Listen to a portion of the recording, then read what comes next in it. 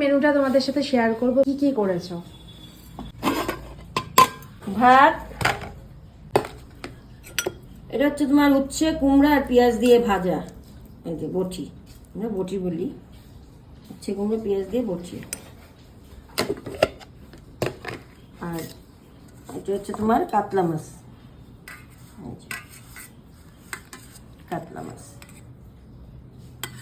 আলু দিয়ে কালিয়ার মতো করেছি, একটু অল্প রসুন পেঁয়াজ দিয়ে জিরা আদা ঘি গরম মশলা দিয়ে কালিয়া, কাতলা মাছের কালিয়া।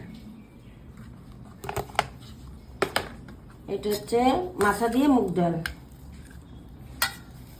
কাতলা মাছের মাথা দিয়ে মুগ ডাল।